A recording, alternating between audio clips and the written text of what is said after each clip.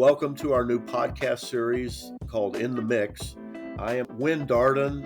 I'm the business manager for the Lumiflon FEVE fluoropolymer resins. The podcasts are all about choosing the right coating solutions, where we discuss with industry experts what influences their decision-making processes when it comes to specifying and using coatings.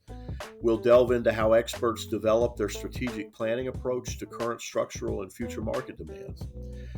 In this episode, we'll talk with Sameer Kumar, founder and principal at Techne Architectural Design, a building enclosure design and consulting firm in New York City. Sameer began his education in architecture in India and obtained a Master of Architecture at the University of Pennsylvania in Philadelphia.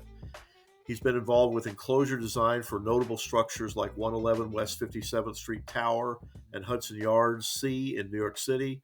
Sameer, welcome to the podcast. Thank you. It's a pleasure to be here. I also wanted to introduce Fiona Levin, Fiona's sales and marketing manager for IFS Coatings, and she was gracious enough to get Sameer on our podcast, so we're honored to have her here as well. What are some of the projects that powder coatings have been used on that you've worked on? Multitude of them. You named some of them when you were Okay. starting out, but 111 West 57th Street is one of the most recognizable super tall towers of New York City. Recently as in 2021, I think it was completed in.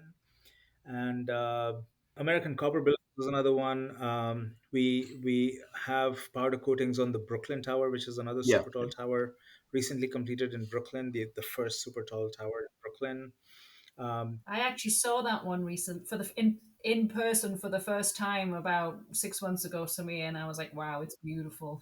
Yeah, it looks pretty good. It It's is really it is good. a black tower. I don't know if you guys have seen photos. Oh, wow. And then one of the projects that we worked together recently was actually for the United States government for Department of State. It is one of the new embassy projects in Honduras. Oh, wow. So that has IFS products on it. Very good. Yeah, we're very happy with IFS. They're one of our good customers. I've got a question here, and I don't know any, but what do you see as the benefits of deep study analysis? But I think that we're talking about a specialist like me versus a more generalized architect. Um, and I often like to talk about how architecture, which is an extremely vast field, our education especially makes it a point to give us a very diverse exposure and knowledge into many different fields, because determinants of architecture can be found everywhere. Economics determines what architecture will be, sociology determines, politics determines, emotional and behavioral science determines what architecture should be or could be. um, but there's also natural forces, the structural forces, the gravity, and then there's the materiality and weather and earthquakes and tornadoes and hurricanes. Everything shapes architecture. So there are architects who will choose to know a lot uh, about a lot of different things, never going too deep into any one thing, just because their role on a project may require that.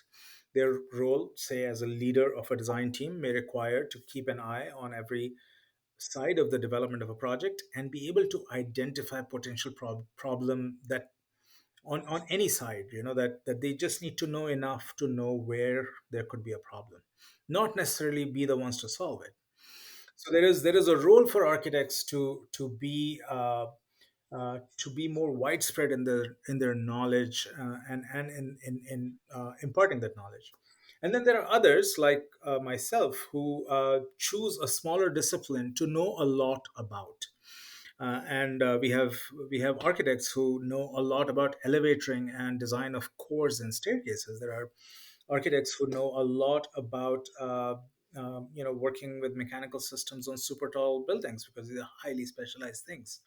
There are architects who will know a lot about how to lay out apartment buildings on floors, or how to lay out office buildings, or how to lay out university buildings. My wife, who's an architect, she specializes in college campuses and educational architecture. So the value of deep study for in my viewpoint is that someone like me who limits one's scope to a smaller uh, area but goes deeper, is that I can see how the same question gets answered on different projects, and I can get a more holistic understanding of how one issue may play out, or how many facets there are to a certain question.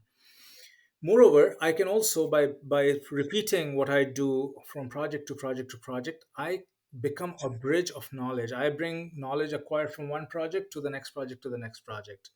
By doing that little bit, I am actually, even though I may have a smaller sphere of influence in terms of the discipline, but I end up having a bigger sphere of influence because I can connect across projects that way. So that is really the difference between a person who performs deep study versus a person who stays sort of more horizontally integrated across the various disciplines within architecture. Okay. How did you get started on that path that led to the founding of Techne? Oh, how much time do you have? No, um, no. I mean, for the most part, when I completed my education in India, I felt like I did not know how to build, how buildings were built, to assemble, put together, and I felt that it was a bit of a limitation in my ability as an architect, that I didn't know how buildings were put together. So when I decided to pursue my master's program in the US, it was specifically, I joined this program, this course at University of Pennsylvania. It was a master's program in emerging technologies in architecture. And it had nothing to do with computers. It was all about understanding sort of the role of knowledge, human ability to manipulate materials, and human ability to develop space and emotion through the use of materials. Um, um, and so that is where my journey began. And once I learned to look at architecture through that lens, I realized that it was something that was more profound than anything else I had dealt with in terms of finding an anchor for myself within the profession. And then I pursued that through different ways, through across many practices. And in 2022, after basically being an architect in New York for whatever 23 years, I decided that I was going to found my own practice because I felt that the world of facade consulting, uh, within the context that we were all living in, and we were, just out of the pandemic, and we have the whole climate emergency on one hand, and then we have this whole evolution of the practice and the industry owing to computer technologies, advanced fabrication and robotics and AI on one side, while the design technologies with AR, VR, and what humans can imagine and what we can represent. All of these things, all these radical changes happening all around us, I felt that there was a need to create a facade consulting practice which is positioned to navigate these significant changes. And it would require, in some ways, a rethink of how we offer our services and what services we do offer, and how we develop knowledge for ourselves as well as for the projects we're working on, because I felt that a lot of the existing facade consulting models were somewhat outdated. So I see that you won several awards recently. Can you talk a little bit about that? Um, well, so I think the most humbling one and comprehensive one was that I was recently awarded the fellowship of the American Institute of Architects. That is a that feels like an achievement, especially because it comes. from my peers as architects, and I think that that in itself represents a certain evolution, holistically within the field of architecture, that uh, that uh, that there is a growing recognition of the subdisciplines within architecture. I don't think that there are too many facade specialists, or too many even specialists out there that would get recognized, that would have gotten recognized a few years ago. So I think that that is an important endorsement for me as at a personal level, but also at a professional level. Um, and I think, apart from that, I was recently named by the U.S. Glass magazine as one of the most influential people in the glass industry, uh, which uh, which is very flattering. But I think that to some extent it must be a matter of age, but I also think that to some extent it is, for me, the fact that the recognition is coming from two different sides, from my professional peers versus from the construction industry side, uh, is the most satisfying thing, because I do believe that I am a representation of these two halves of my background, and I learn from both sides, and I represent the interest of both sides in everything that I do. So for me, that is really Okay. important. So where does facade design go? What are the new things that people are looking at in facade design? And how far out in the Uh, future, what are the technologies that are going to uh, be most useful or usable in facade design? so facade, right now there is a lot of conversation around the climate crisis and the evolving understanding of human impact on environment. And there is a term that I'm sure all your listeners are familiar with, or should be if they're not, which is embodied energy or embodied carbon. Both terms have been used sort of interchangeably. Embodied carbon is sort of the new paradigm of how we may want to quantify the impact of human activity on nature. Of course, it is not, uh, even though it might be a new term, the idea that we have been trying to quantify our impact on nature has been going on for a while, and the the core idea that we should have a better balance with nature has sustained for at least, I would say, 75 years, since the Second World War. That we humans are being we need to be a lot more careful and cognizant about our the impact of our actions on nature. So these days, it is embodied carbon that seems to be coming at us at a rapid speed, and we are all trying to educate ourselves, much like we were looking at energy efficiency 25 years ago, which was a new concept back then, and we were trying to understand what does that mean and how do you think about buildings like that. Today, energy efficient building is not a difficult thing to understand at all, and I hope that in a few years, a low embodied carbon building will not be as difficult to understand as it sounds right now. So that is sort of the main thrust of a lot of conversation. Although I would personally, I believe that there is almost too much conversation about embodied carbon. That there are still a host of other really important things that cannot be that need as much attention as they have always needed. Things around human health and well-being, including mental health, including societal health, issues of issues of let us say, how much natural air we are allowing through our building facades, how much natural light we are allowing through our building facades, what is the relationship between human and nature as mitigated by the building facade. So all of those issues are still continue to be central and will remain important. Um, and then there is this whole side which is driven by emerging technologies, And I'm not really talking about AI, although I mean, that could be a conversation, but I believe that AI is a tool like many other tools that have come to us through technology. But I do think that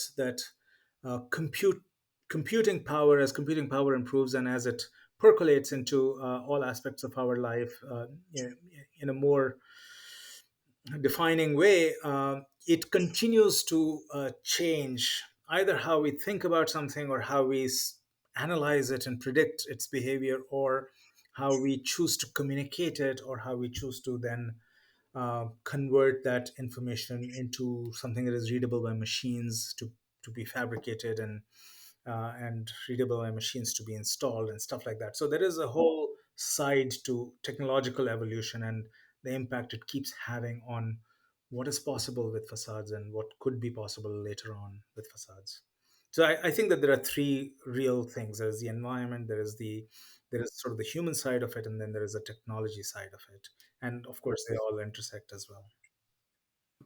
Fiona, you want to talk? Did you want to mention IFS and embedded carbon? That might fit in with uh, Sameer's comments there. Sure. I mean, I think was one thing to mention is the Samir's completely right with the embodied carbon as being the real focus. And I think that honestly, since I've been in the coatings world, that's something that I've really seen taken off. Like that the architectural world's really embraced, maybe more quickly or more noticeably anyway than some of the previous um, thrusts towards saying sustainability. It felt like that became a really big thing very quickly, and everybody was talking about it, which is a good thing, right?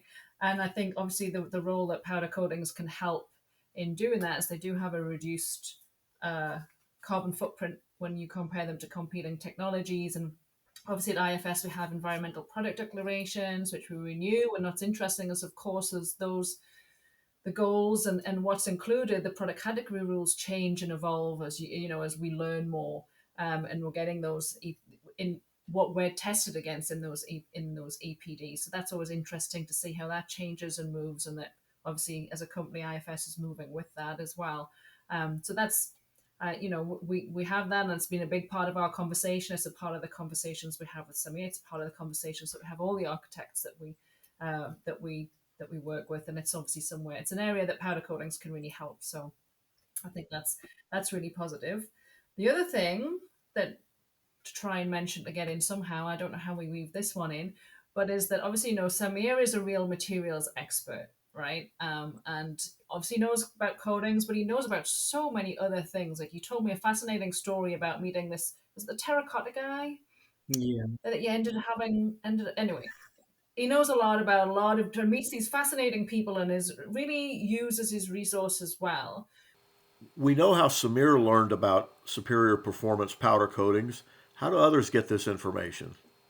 But I guess the thing for us as IFS to talk about as well is that we have these lunch and learns, we have these experts available to help other experts like Samir, like at other architectural practices. We go in and we do lunch and learns, which is kind of a basic level, but it's a great introduction to learning and diving a little bit more deeply into a powder coating and not just thinking, oh, it's powder. That's the stuff I can coat my bike with or my furniture with, or maybe I'll put it on curtain wall if I know the right one, right? There's a lot more to it than that. We talk about the resins, we talk about Lumiflon, we talk about what that really brings to a superior performance coating. So there's that side of it. And then there's just using us as a trusted advisor, which is what I'd like to think over the years we've become for Samir and some of the other architects that we work with as well. But that likewise we're going to talk about and tell you about the great things that the product will bring, but we're also going to tell you, hey, it's not going to work there.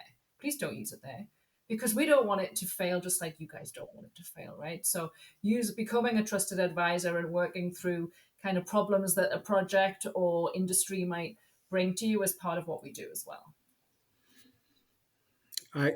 Can I add a few more words, please? If Yeah. So I think in general, I do, for any architects or people on the design side who might be listening to your podcast, I would like to say that today there is really no argument against us as designers uh, to continue to do things that we've been doing without questioning them, specifically when it comes to coatings. I think that it is imperative that each one of us invest a little time and learn, for the sake of our environment, for the sake of our planet. We learn the impact of our choices, and I think that if you paid any attention to the world of coatings, you would know that powder coatings are the future and the only future that we should be investing in today. That is one thing I want to say. The other thing I would like to say is that IFS is a company that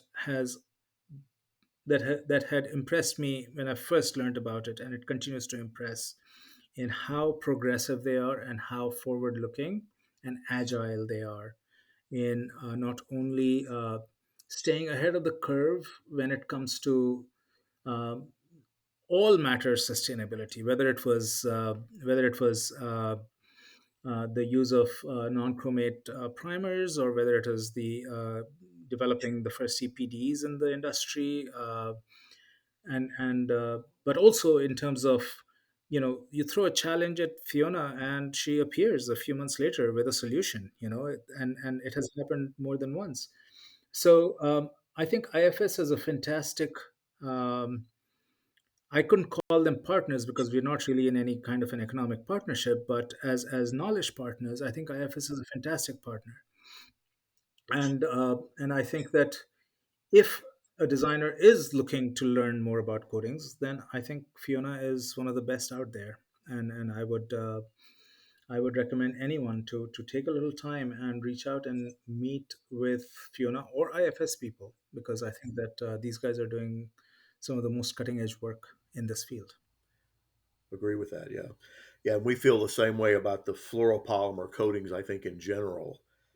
From our perspective, we're a resin manufacturer, but we believe things like life cycle cost and environmental benefits of not having to recoat structures very often. We think there are some real things there, not only on the powder side, but also liquid and water based as well. I mean, on that note, I would say that fluoropolymer coatings created a paradigm shift for the world of facades, if not for the world of architecture. Because till the time that we had coatings that basically could not withstand UV light for more than a handful of years, we were investing a lot of time trying to find ways of putting durable protection on metals, and it was a chore, right? It was, and I a lot of our projects that I have worked on have also dealt with anodized aluminum, and anodizing was the sort of really the only durable option before fluoropolymers came around. And I cannot tell you how much of an improvement uh, we have all uh, enjoyed, not only in the quality of the built environment, the resulting quality of the built environment, but also in the quality of our own lives, trying to track how to make our buildings be more durable. So, fluoropolymers have been quintessential in why we build the way we build today with aluminum, as much aluminum as we use. Uh, and of course, someone will argue that that's not such a good thing because aluminum has a pretty high embodied carbon content, but I'm sure we are all working on that and that'll come down. But the important thing is that fluoropolymers enable so much to happen that would otherwise have been out of reach for us. So I am completely with you when you say that fluoropolymers uh, are really the game changer in the last, I don't know, 30 years, 40 years, whatever it has been. Yeah. That's what we think. Well, Samir, thank you so much for spending some time with us today. We appreciate it, and look forward to seeing what your work's going to be in the future. That's really exciting. And Fiona, thank you so much for joining us as well. We love IFS, and you guys are doing a great job out there. So keep it up, and we'll keep making enough product for you. Go ahead and sell as much as you can. Will do. So we are here. I'm flattered to be included here, and thank you for having me. We, no, we appreciate it. Thank you, guys. Thanks. Thank you for listening to our podcast, In the Mix. If you enjoyed this episode and you'd like to hear more, be sure to subscribe. To catch all the latest from Lumiflon, you can visit our website at lumiflonusa.com or follow us on Instagram, Twitter, and LinkedIn at LumiflonUSA. Thanks again. See you next time.